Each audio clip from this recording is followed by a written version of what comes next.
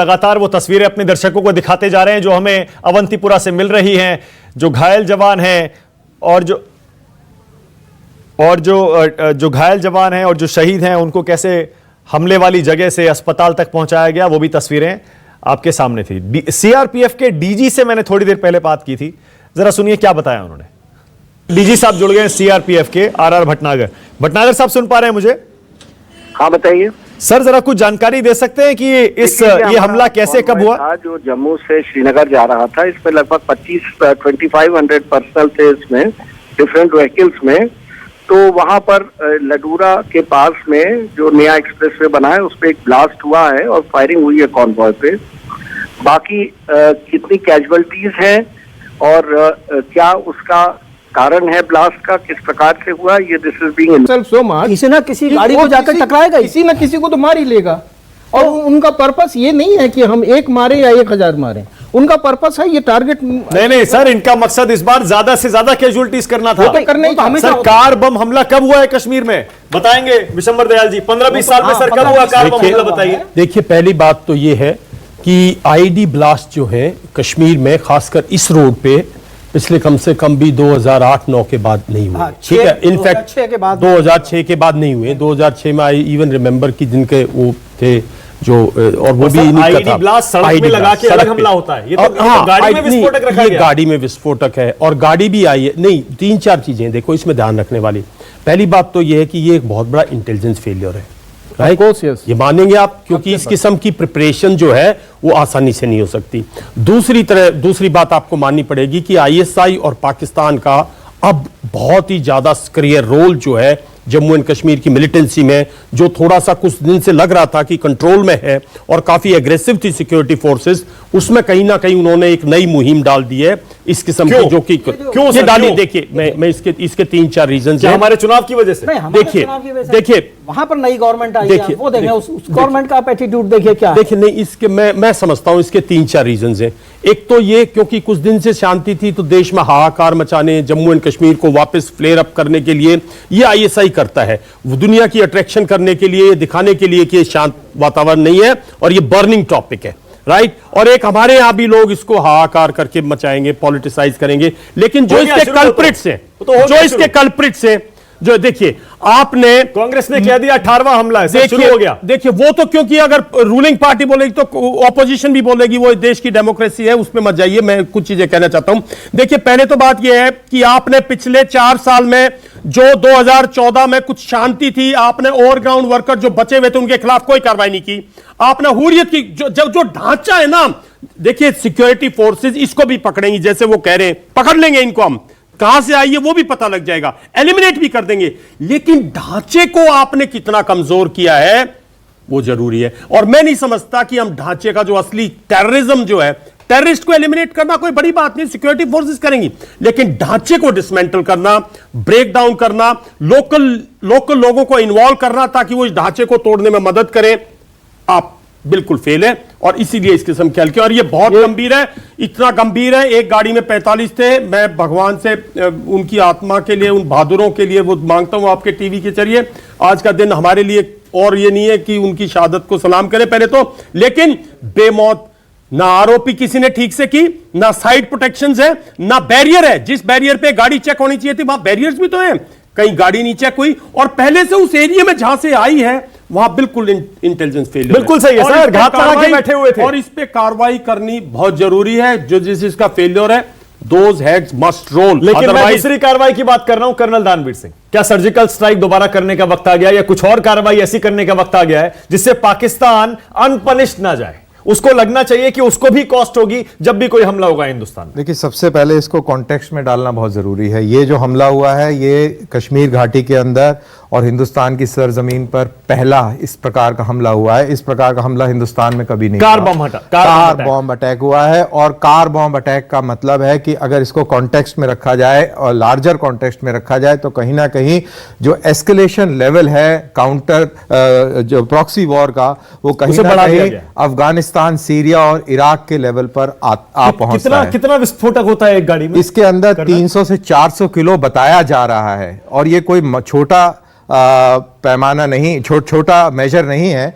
और ये जो फेलियर है ये बहुत ही जरा देखिए तस्वीरें देखिए सर। हाँ, आप क्या हाल हो गया उस गाड़ी का। इतनी बड़ी गाड़ी, सीआरपीएफ की गाड़ी पर खच्चे उड़ गए, और जितनी कैजुअलिटी आ रही है अभी और वेट करना पड़ेगा। ये it is not all that simple and clear. और दूसरी चीज है कि ये एक बहुत ही सीरियस इंटेलिजेंस फेलियर भी है, और लोकल कमांडर्स जो भी इन्वॉल्व थे इसके अंदर, जिसकी भी जिम्मेवारी थी। देखिए counter insurgency, counter all out तो चल ही रहा है कर्नल। नहीं ऑल आउट तो चल रहा है, वो अपनी जगह पे चल रहा है, मेन हाईवे है। बट वहां पे आप इसका डायनेमिक समझिए, इलाके बटे होते हैं और हर एक आदमी की जिम्मेवारी होती है। इसको फिजिकल डोमिनेट किया जाए, फिजिकल डोमिनेशन होता है, साइकोलॉजिकल डोमिनेशन होता है, और इंटेलिजेंस डोमिनेशन होता है। तो आप सब चीजों में विफल हो गए हैं।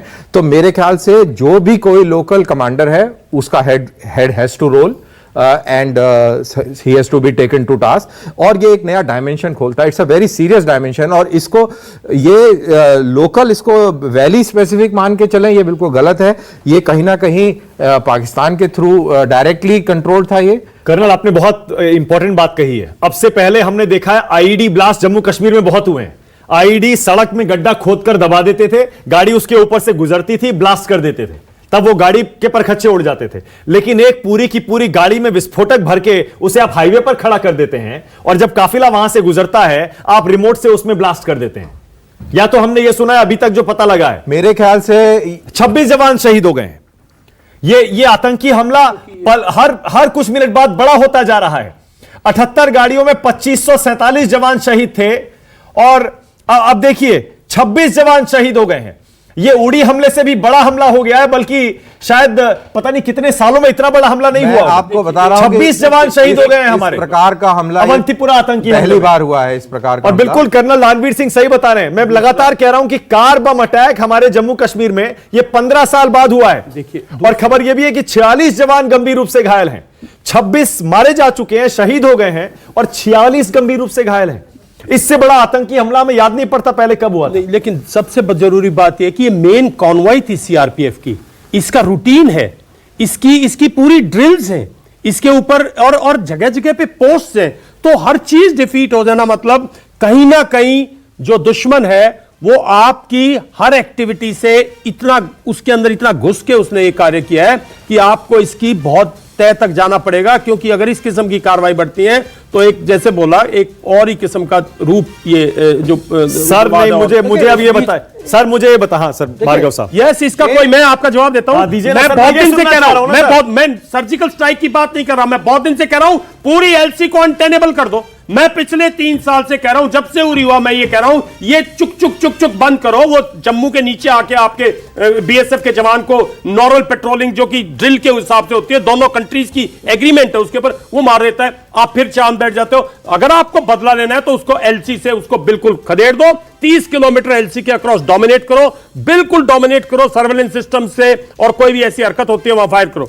This is my firm belief, you have to take strong action. General साहब 1.7% जीडीपी के बजट के साथ आप जो कह रहे हैं ये बिल्कुल नामुमकिन है। बिल्कुल नहीं हो सकता, लेकिन आपको कैपेबिलिटी बिल्ड करनी पड़ेगी। टेलीविजन पे हम जरूर लड़ाई लड़ सकते हैं और डोमिनेट कर सकते हैं, वो हम कर रहे हैं।